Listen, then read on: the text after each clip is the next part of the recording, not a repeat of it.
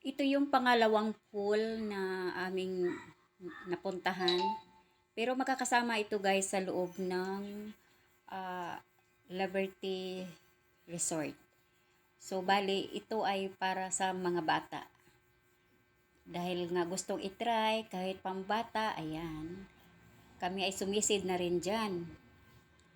So, ang ganda nga naman ng tubig dito. Ang kulay niya ay nakakaingganyo, kulay blue. Ayan. Mababaw lang dito guys dahil pambata nga. So ayan, dalawa nag-enjoy talaga sila. More enjoy. Ayan. So baling kasama ko dito ay dalawa ko lang anak at saka yung isang at boyfriend ng isa kong daughter. Kaya yan, kung makikita ninyo, grabe, grabe, grabe, more enjoy talaga. Pati ako dyan nag-enjoy ang matanda. Hindi naman masama mag-enjoy, diba guys? Ayan. So, marami dito guys na mga tanawin kung gusto nyo. Try nyo dito guys. Bali, pricing nga lang. Pero kayang-kaya sa bulsa yan guys. Yan. Pinagsasayawan na natin yung ating paliligo. Sasayaw-sayaw-sayaw na lang.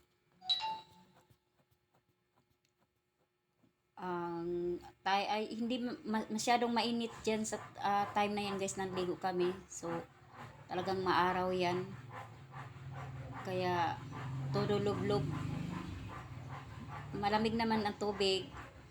Siguro pag sa gabi malamig na ito dahil parang walang hindi siya mainit. So malamig din to pag once na gabi na. Dahil napapansin mo talaga sa ngayon mainit na mainit, malamig pa rin yung tubig. So pag gabi na, I think malamig talaga to. So kung makikita nyo,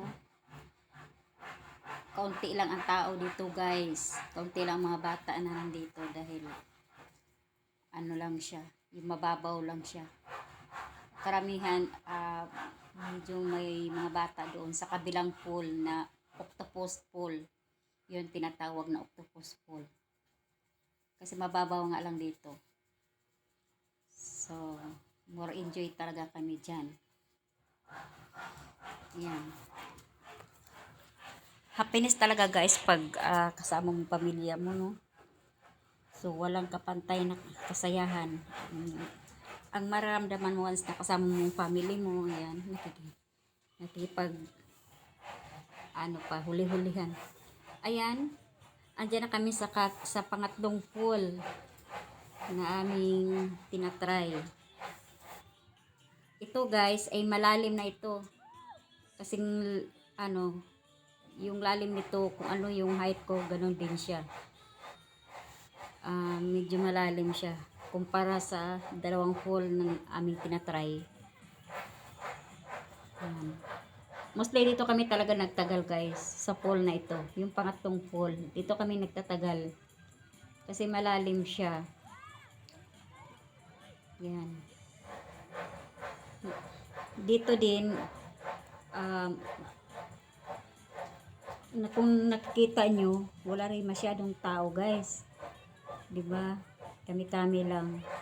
So, talagang parang sa pakiramdam mo may privacy ka dito kasi kaunti lang ang tao.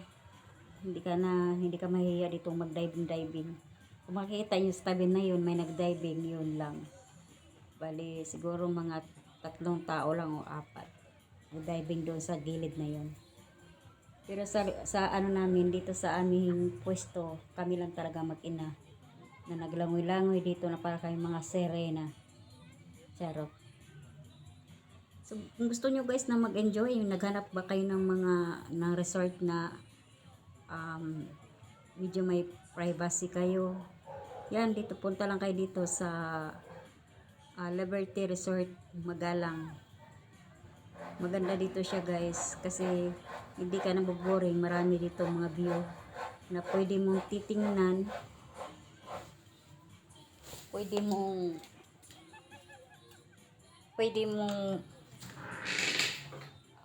pwede kang mag-video-video kung gusto mo, picture-picture, yan.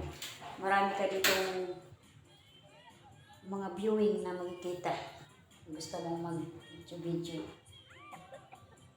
So, ilang oras kami dyan nagbabad sa pool na yan. Diyan kami totally nagtagal, mag-ina.